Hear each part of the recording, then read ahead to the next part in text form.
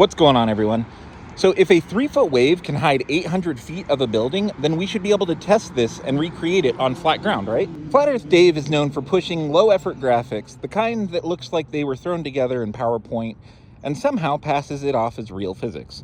They've convinced people like Geocentric and Gene Techman that I have heard use this excuse, and others that a little 2 to 3 foot wave can hide 50, 60, or even 800 feet of a ship or a building. But here's the kicker. Flat Earthers love to say that animations, computer graphics, CGI, those aren't real evidence. And for once, I agree with them. So let's skip the cartoons and test the claim in the real world. Okay, so for this experiment, I have our fake building here. It is a little over 5.5 feet tall. I have blue tape at every foot mark. And then each paint section is a foot wide. I have white tape there to show the height of our fake wave. And then we've got our camera where center of lens is sitting about 4 inches above our fake wave. Just like any observer would be on the beach, sitting 6 feet, 8 feet, 12 feet above the water line. What we're gonna do is run the camera way over there. It's probably 250, 300 feet. Run back and do a lot of back and forth here.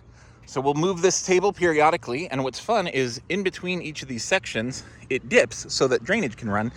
So we're gonna get a wave that does this, like a normal real life wave, and we'll see what happens. Okay, so here's the first zoom test. I'll see if I can put this up on the screen, but we can actually see that little piece of masking tape just above the table, and then we will periodically check it with zooming as we move the table along. Now I'm on my computer microphone. This first video section, I moved it 15 feet or so, and we can see that the tape is just barely missing. There's that crease in the cardboard, and then this is just barely hiding the tape. So we've hidden about an extra inch of the building. Let's see what changes as we move along. Okay, everyone, the table is about 1/3 of the way. It won't focus on that. There we go. About 1/3 of the way here. And I'm just coming to do a zoom out, zoom in test, and we'll see if zooming out and back in makes more or less of that building disappear or vanish. So we can see more of the orange now because it's in a divot, one of those little drainage divots. But yeah, we'll keep going.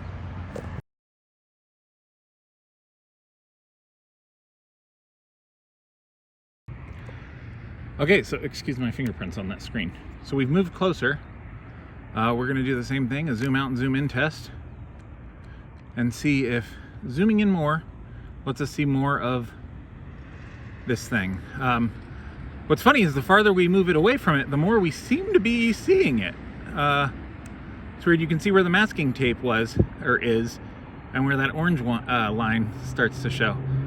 But we'll come out all the way, we'll do a couple more tests here.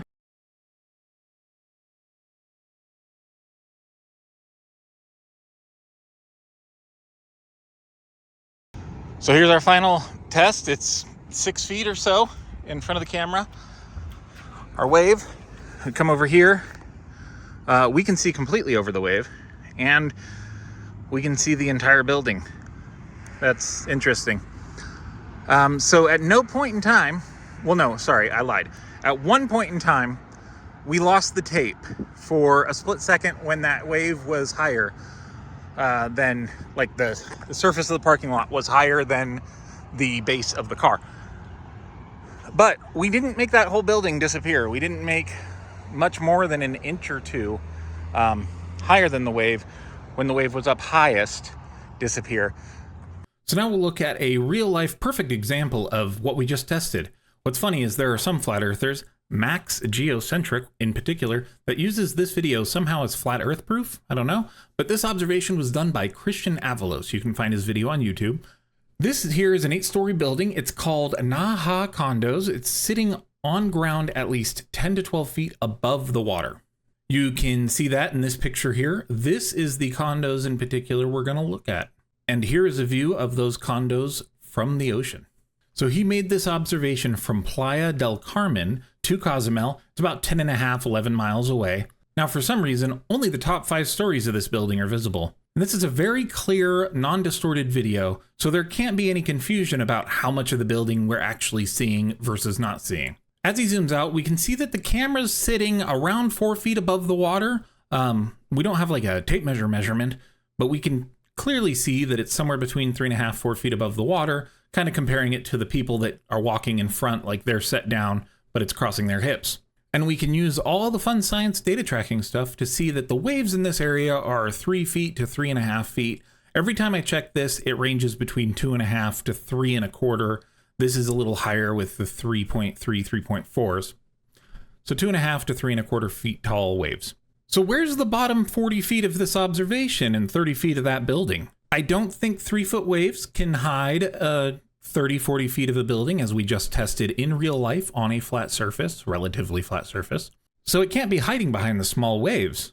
So my guess is it's Earth curvature.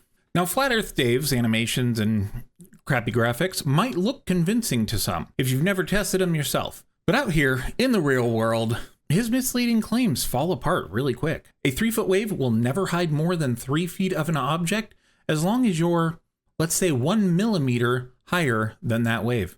So what could be happening here? It's almost like Earth has a curving surface, like we have measured and tested numerous times. So this is why we test claims. This is why evidence matters. No CGI, no weird PowerPoint graphics, just observable, testable, repeatable reality.